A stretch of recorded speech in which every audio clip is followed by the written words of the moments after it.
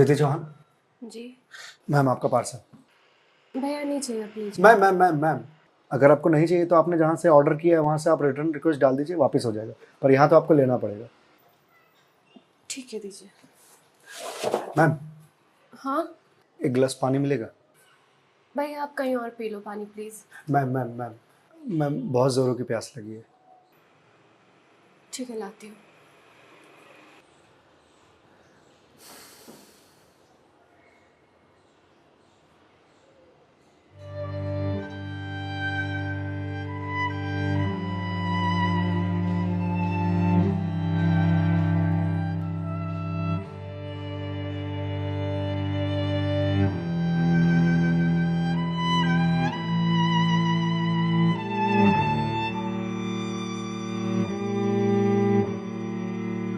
लीजिए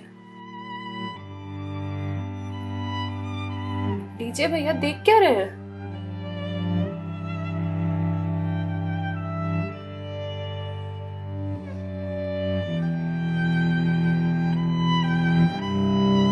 मैम आपको कोई दिक्कत है? मतलब आप किसी परेशानी में हैं? भैया पानी पीकर ग्लास दीजिए आप। मैम छोटा मुंह बड़ी बात कह रहा हूँ, पर अगर आप किसी परेशानी में हैं तो आप मुझे बता सकती हैं। भैया आप पानी पीजिए, ज्यादा समाज से भी मत बनिए। मैम दुख बांटने से कम होता है। अच्छा, और आपको किसने कहा कि मैं दुखी हूँ? मैम अगर आप दुखी नहीं हैं तो फिर वो फंदा क्यों लगा रखा है?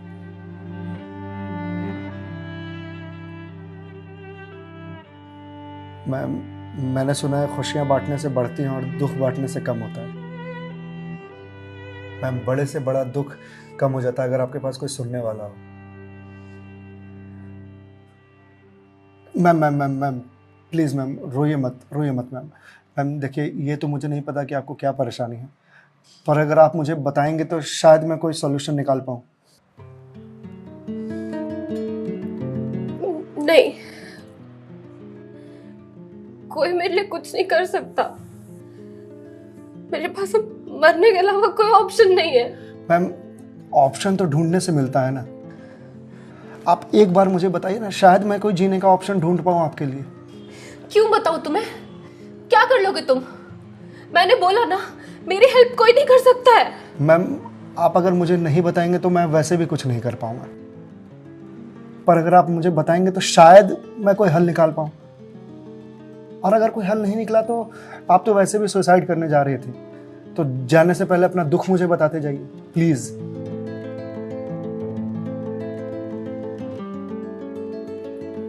Please ma'am.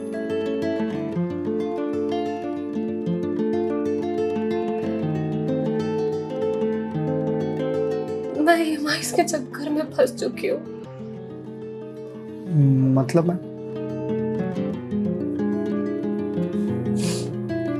कुछ साल पहले एक कोर्स के लिए मैंने लोन लिया था, फिर उसके कुछ वक्त के बाद एक और लोन, और ये लोन का सिलसिला यूं ही चलता गया।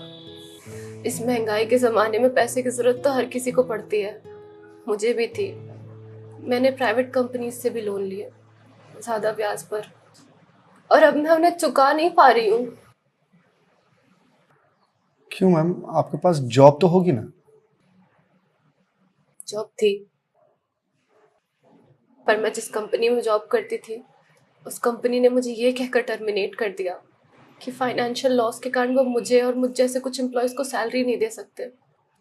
तो मैम आप किसी और कंपनी में ज्वाइन कर लो, बहुत सारी कंपनीज हैं यहाँ तो। तुम्हें क्या लगता है मैंने अप्लाई करने का ट्राई नहीं करा होगा? जॉब नहीं खोजी होगी?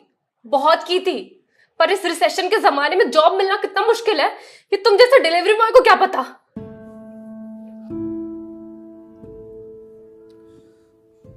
आई एम सॉरी मैम, शायद आप सही कह रही हैं, मुझे इस बारे में कोई जानकारी नहीं। जॉब जाने के बाद मेरे से चीजें हैंडल नहीं हो रही हैं। बैंक से रोज कॉल्स आते ईएमआईज़ भरने के लिए, और प्राइवेट कंपनी वाले फोन कर कर के धमकियां दे रहे हैं। मैं इस लोन के जंजाल में फंसती चली जा रही हूँ, और अब मेरे पास सुसाइड के अलावा कोई और ऑप्शन नहीं है। मैम ऑप्शन क्यों नहीं है? आप ये बात अपने घर में बता सकती हैं, अपने पापा को बता सकती हैं। नहीं, मैं ये बात अपने पापा को नहीं बता सकती। क्यों मैम? मेरे पापा रिटायर हो चुके हैं, उनके ऊपर पहले से घर की बहुत रिस्पॉन्सिबिलिटीज है। वो मेरी शादी के लिए पैसे भी जोड़ रहे हैं। मैं उनसे किस मुंह से पैसे मांगू? मुझे पढ़ाने के लिए, बाहर भेजने के लिए उन्होंने ना जाने रिश्तेदारों से कितने ताने सुने होंगे। और अब जब मैं उन्हें ये जाकर बोलूंगी तो लोग क्या कहेंगे? मैम पैसे आपको अपने पापा से मांगने हैं या लोगों से? पापा से लेने हैं। तो फिर अब लोगों का क्या है? लोगों का तो काम है कहना, वो तो कहते रहेंगे। पर मैं किस मुंह से जाके अपने पापा को ये बोलूं? किस मुंह से मांगू पैसे उनसे? जिस उम्र में मुझे उनका बोझ उतारना चाहिए, सहारा बनना चाहिए, उस उम्र में मैं उन पे ही बोझ बनूं?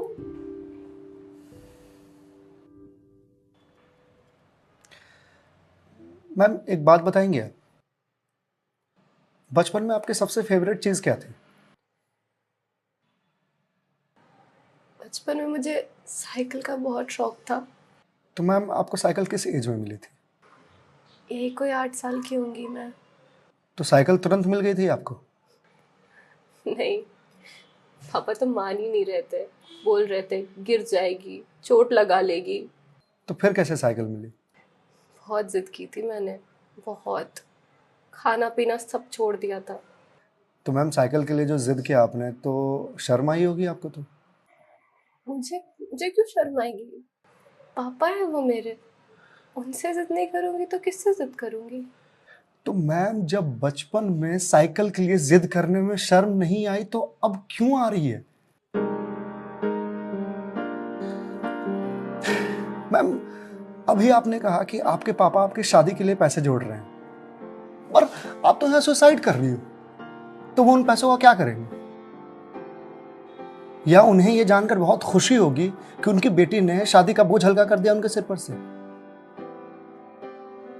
मैम आपको मालूम है, हमारे जनरेशन की दिक्कत यही है कि हम अपने आप को इतना बड़ा समझ लेते हैं कि हम अपने पेरेंट्स से ही अपनी बात छुपाने लगते हैं। कभी ये कहकर कि पापा मम्मी नहीं समझेंगे, या कभी ये कहकर कि मैं उन्हें परेशान नहीं करना चाहती, या कभी ये कहकर कि हम दोनों की सोच नहीं मिलती है।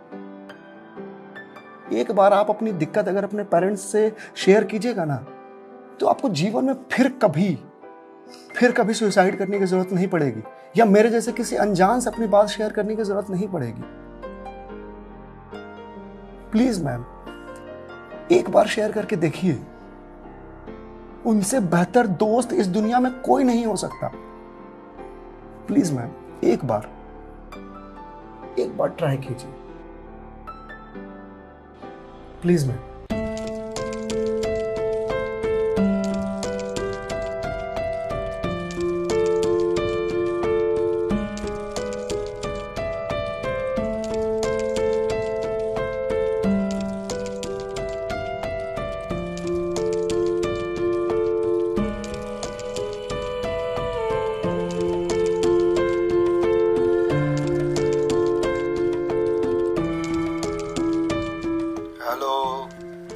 हेलो पापा। हाँ दीदी बोल, कैसी है बेटा? पापा मुझे आपसे कुछ बात करनी है। हाँ बोल ना बेटा। पापा मैं क्या हुआ बेटा? पापा मैं बहुत परेशान हूँ। हाँ तो मुझे बता ना, किस लिए परेशान है? अदिति बेटा रो क्यों रही है, बता ना क्या बात है? पापा वो मैंने बैंक से लोन ले रखा था ना,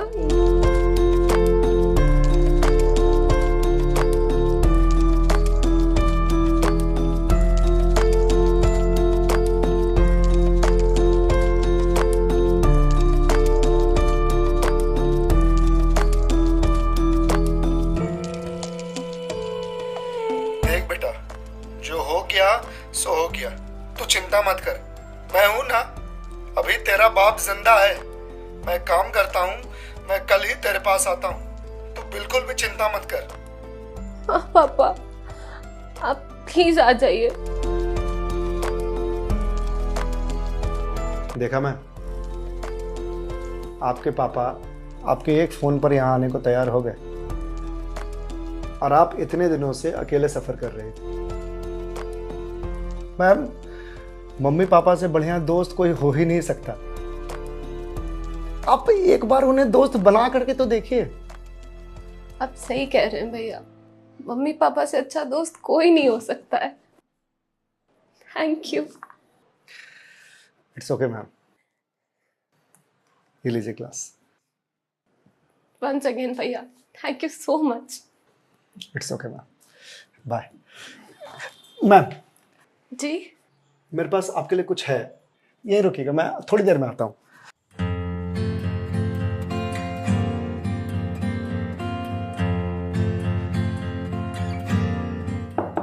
मैम। जी भैया।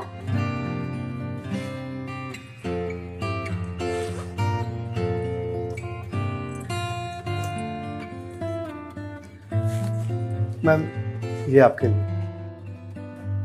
भगवत गीता? जी मैम। मैम, 2020 का साल मेरे लिए बहुत बुरा था। कोरोना में मेरी जॉब चली गई। पहले के कुछ महीने जो थे वो तो सेविंग्स से निकल गए, लेकिन उसके बाद के कुछ महीने बहुत ज़्यादा टफ था। मेरे ऊपर भी आपके ही तरह बहुत सारे EMIs थे जो मैं पे नहीं कर पा रहा था, जिस वजह से मैं बहुत परेशान था और सुसाइड करने की सोचने लगा था। और एक दिन तो सुसाइड करने निकल भी गया था, लेकिन पापा ने मुझे पकड़ लिया। पहले तो बहुत डांटा,